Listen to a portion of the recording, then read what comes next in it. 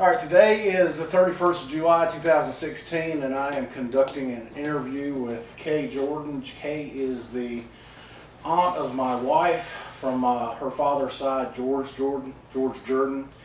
Anyway, we're conducting an interview to cover her family tree. We're going to try to construct her family tree next week, as far down as we can go. And so I'm going to ask her some questions concerning her family, where they originated from, and some interesting facts around what their family did, and hopefully we get information about some significant events that may have pertained to some history around Hampton Roads area.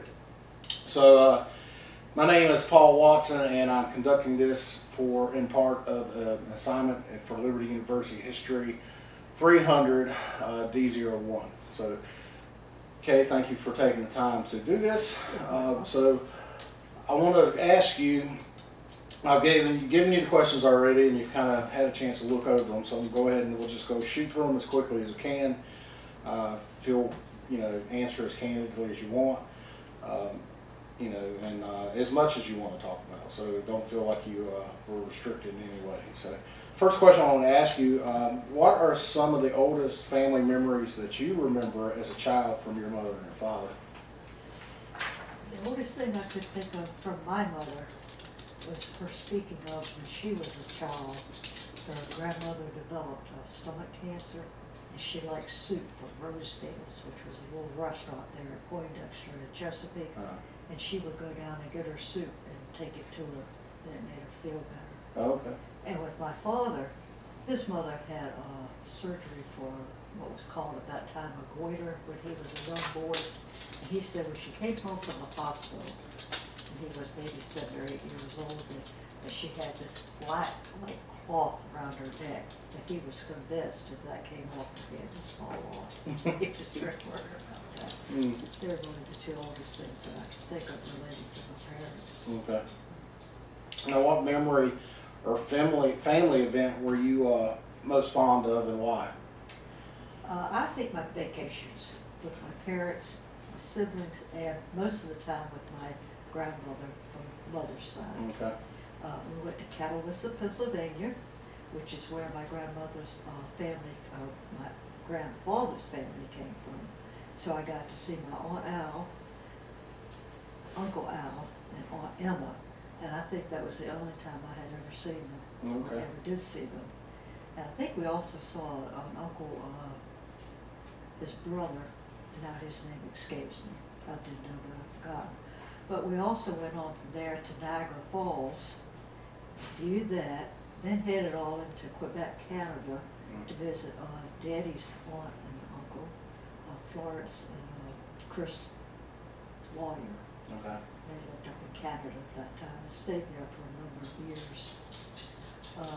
We went to Waterford, Connecticut, which I think you'd be very familiar with, and I'm pretty sure you know why we were there. Yeah. We were visiting my Aunt Margaret, Uncle's side, and of course our cousins, Jean, Andrea, known as Andy, and Keith. It was just special to have time with us all, because my dad worked so much we didn't see a whole lot of him. Yeah. All right, as far back as you can remember, can you name all the ancestors from both of your parents' sides of the family? Well, I wrote them down. You really want me to read them out? Yeah, well, we need it for the video. Yeah. Okay, where did I write? And I wrote them in such horrible order it would be confusing as the devil. Now, where are they? Okay. And if it's too much information, let me know. My mother's parents, her mother was Ida Mae Hanbury Wagner. She married Oscar Wagner, and Mama's grandparents were Susan Eder Miller Hanbury and Claudius Washington Hanbury. For Daddy, his parents were Grace Knight Jordan and George Jordan, and his grandfather was George Parker Jordan. Now, they're not in very good order. For my maternal grandmother's siblings, she had a bunch of siblings. She had a sister, Annie Pearl Hanbury. Annie Pearl had a bunch of children, Lennon Newberry, I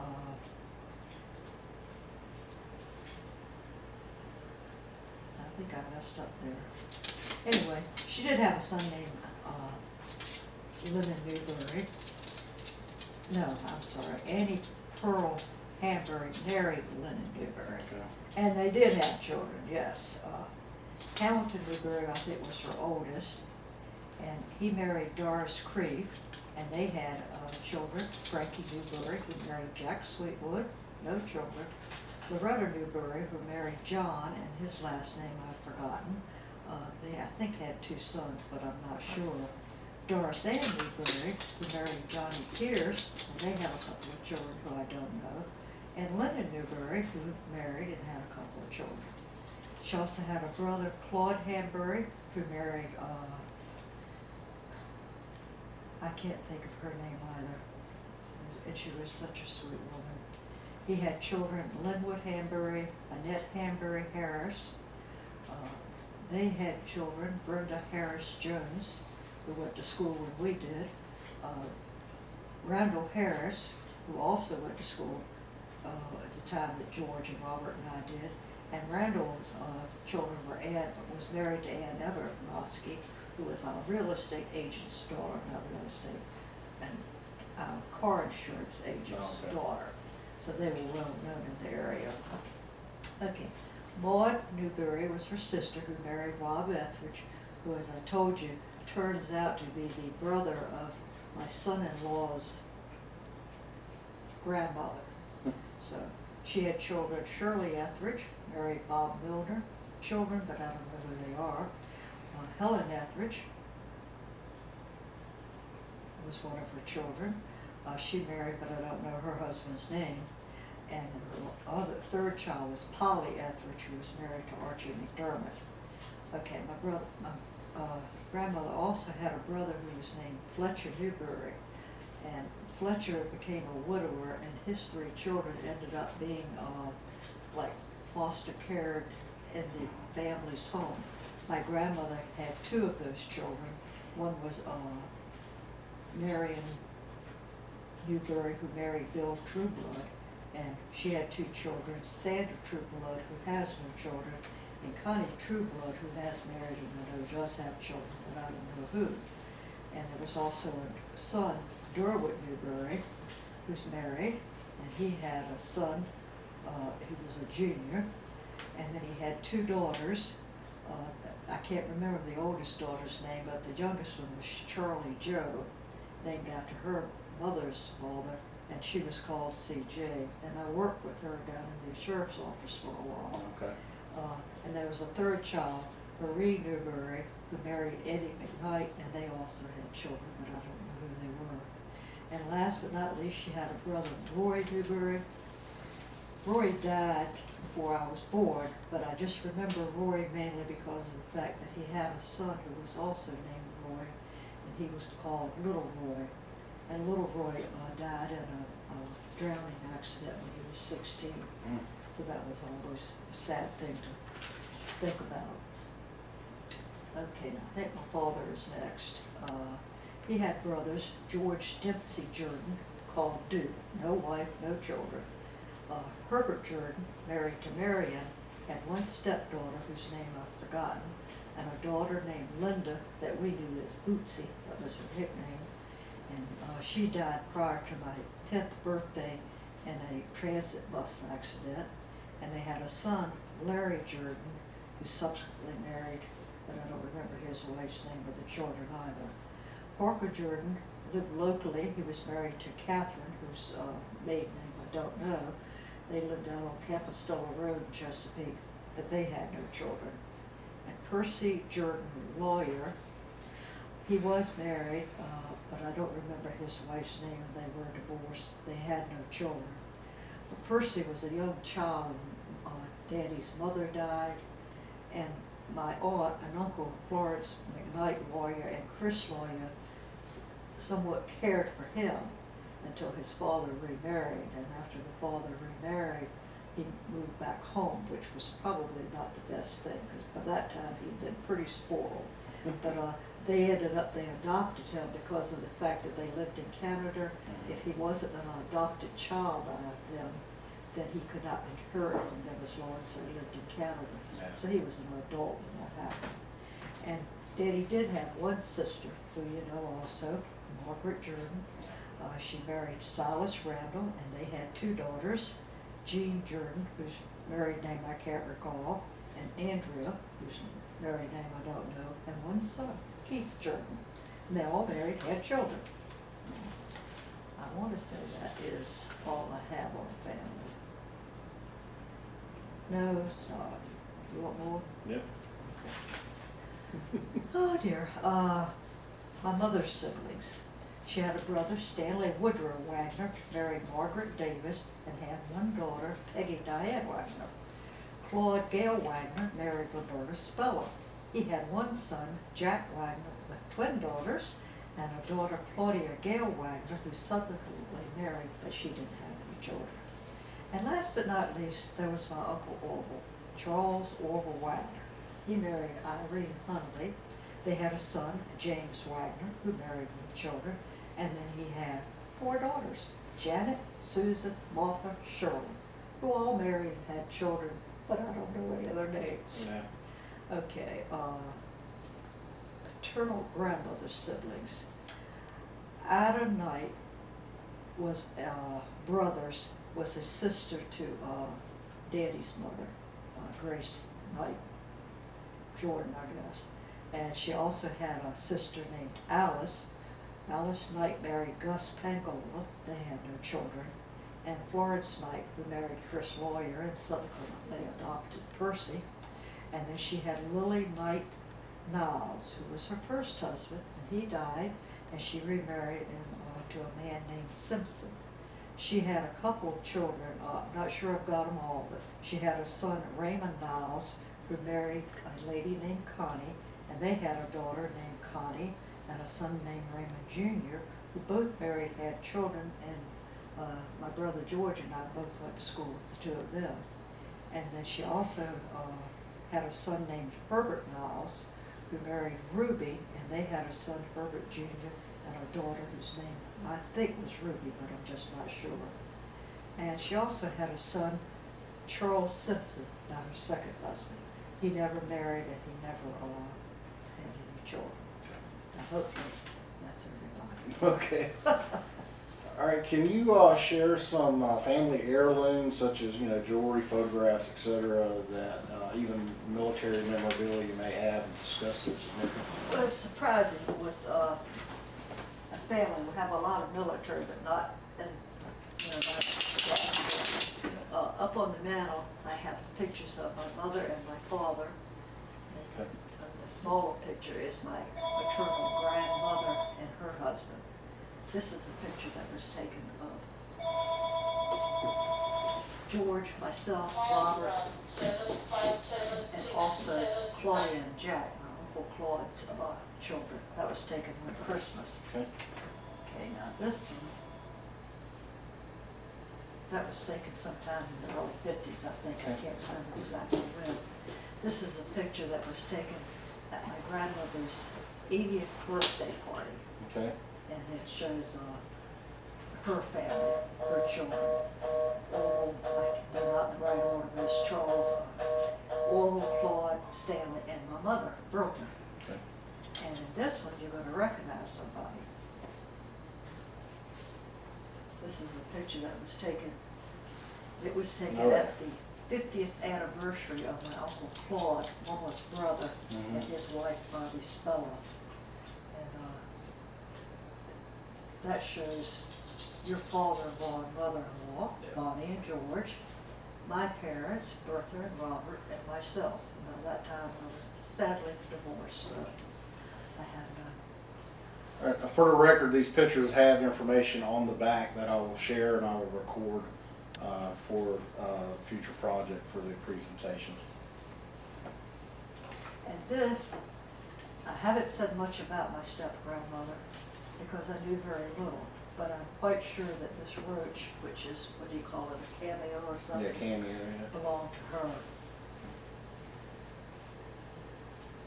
Very nice. And that's, oh, I've got these.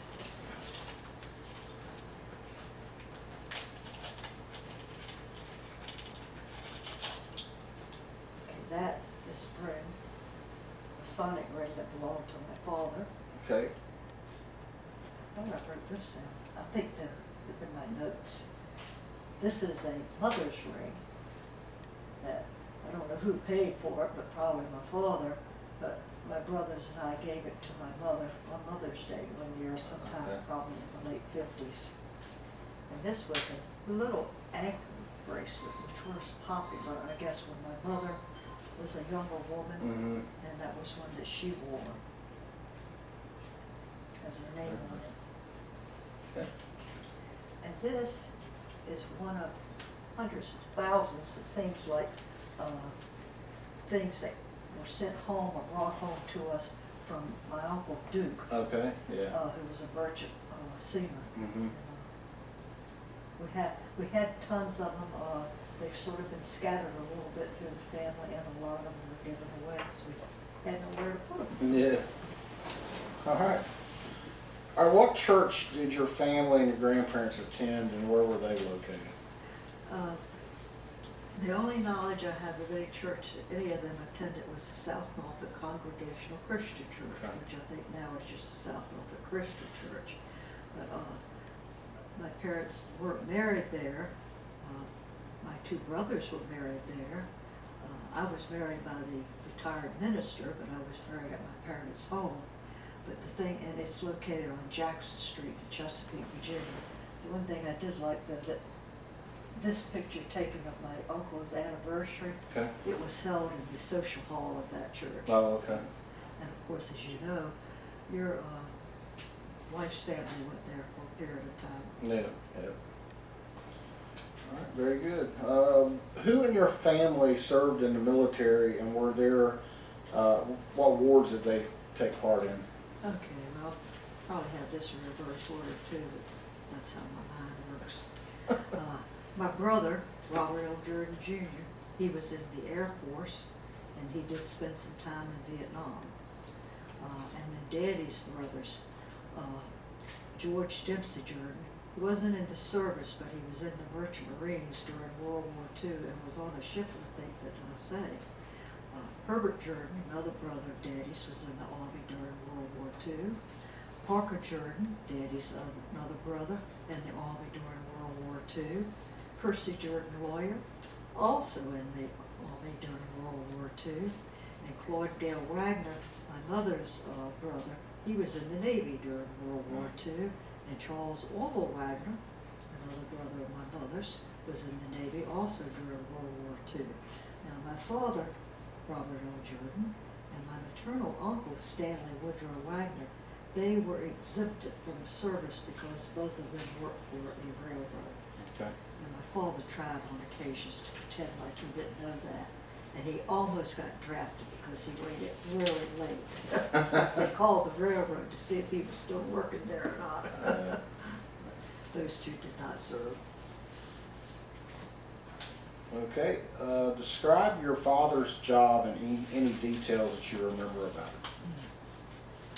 Well, my father's main job, I think, and you better check this out with George, he was the sheet metal worker for both the Norfolk and Western, and when he got laid off there, he went to the Norfolk and Southern and worked until he got called back, until Norfolk and Southern finally said, either stay or we won't call you back again. So he stayed, and he eventually retired from them in 1975.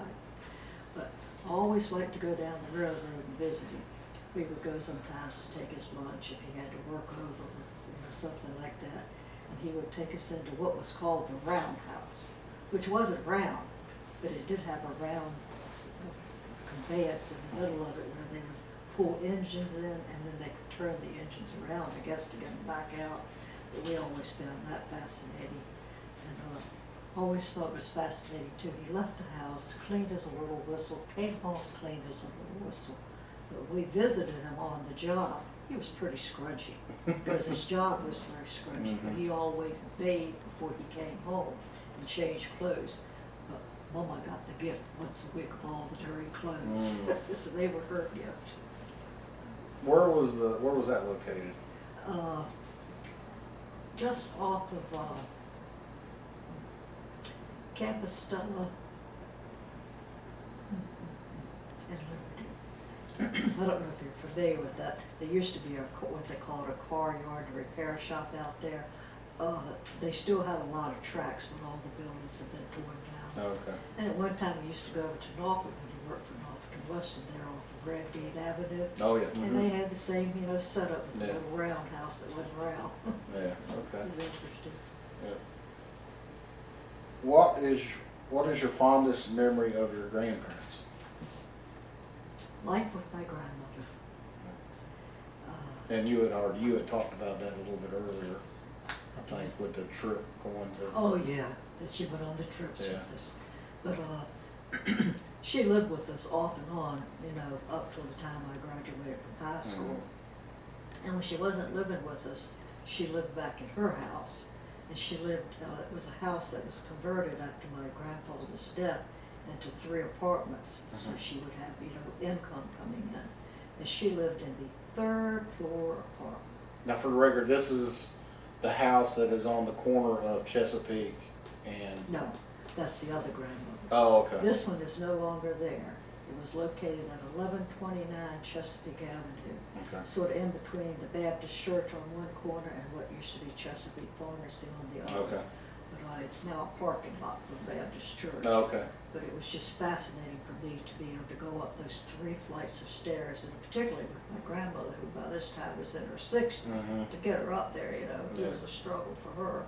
But she always had orange juice, something that we didn't have real often at home. So I always do have orange juice in the morning. And the interesting thing I thought about it, because it was the 3rd floor in an old house, she had no bathroom on that floor. Oh. So she had a little potty chamber. Oh, that okay. could urge, caused Yeah. you. We could go down and use the one on the 2nd floor because my aunt and uncle lived there for many years. But the other thing I remember about my grandmother too, she worked at a cleaner's on Poindexter Street, right across from the post office, and there used to be a A&P store across the street next to the post office. And I would go down on a Saturday afternoon and wait for her to get off work. And we would go to the store, and I would take her groceries and put them in the wagon on my bike and race home, race them up to her apartment and come back and get the next bag. And she just thought that was fascinating that I could go so fast, and she was ambling along the 2 blocks or so it was. But it was a lot of fun. She was just a great lady. Yeah. What was the primary area of settlement for your family? Okay, the Mama's family, as best I remember, my grandmother was born out on Blackwater Road in Chesapeake. Can't remember what it's called at that time, Norfolk County probably. And my granddaddy, he was born in Catawissa, Pennsylvania. Okay. For Daddy's family, I know very little about his mother. I just know her name. I don't know where she was born or anything else about her. But Daddy's great-grandfather came from Hertford, North Carolina. And we used to go down to Hertford a lot and just ride around. Daddy would try to point out things that he remembered from when he used to go down there. And the family primarily settled in South Norfolk prior to, say, what, maybe it was right around 1910, 1912, somewhere in that time frame? It could have been a little earlier, I don't know, but I know they were there by they had to have been there by 1913, because my father was born in the house that his grandfather built, 1400 Seaboard Avenue. Now, for the record, this house also, you lived in it after your mother and father passed away. You just recently sold it. 3 years about ago. 3 years ago, yeah. And so that house is still there. Matter of fact, the house, the garage, and the old apartment house is still there, and are currently being lived in by other families. And I've personally been in that house also. A number of times. Okay, so what events did any of your members of your family take part in that had some historical significance locally, or even nationally, if you could think of? I know, like wars, for instance, you talk about the wars. Your grandfather or your father was in the railroad business, and then of course your brother George, my father-in-law, worked at the shipyard, which is the oldest shipyard in the United States. Really, I couldn't come up with anything, that I didn't have that, but that certainly be included. But we were just a very average family, a very blessed family, because I don't think we ever wanted for anything. I look back on my life now and think how lucky I was, and I wish that our children had the same opportunities today that I had. Yeah. Now, your father was deeply involved with the Masons. I wouldn't say he was deeply involved. Okay. He did join, and I can't remember the details of that, but he was a join and he held his membership for years and years and years, but it was very rare he attended because he Okay. was always working. Yeah. Okay.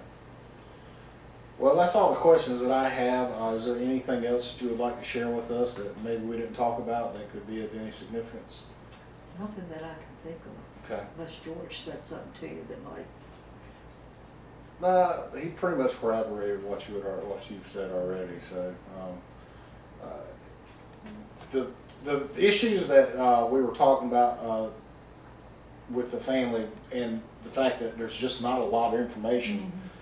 There was deaths in the family that caused that had where the family kind of broke up because of the deaths. Like I think your father's grandfather was killed in a.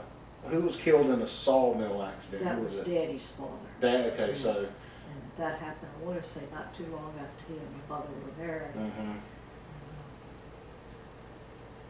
That, well, didn't end the family, but it certainly, he was a young man at that time. Yeah. Killed in a very tragic accident, so that left my father with his stepmother to look after and her sisters for a number of years, but he Yeah. was very faithful in doing that because they lived in the house directly behind us after my grandfather's death. I don't remember how they acquired that house or when, but she lived there up till the time that she almost had died, but she came to live with us for just a couple of weeks, when her health got really bad. Now George had also talked about a bus accident.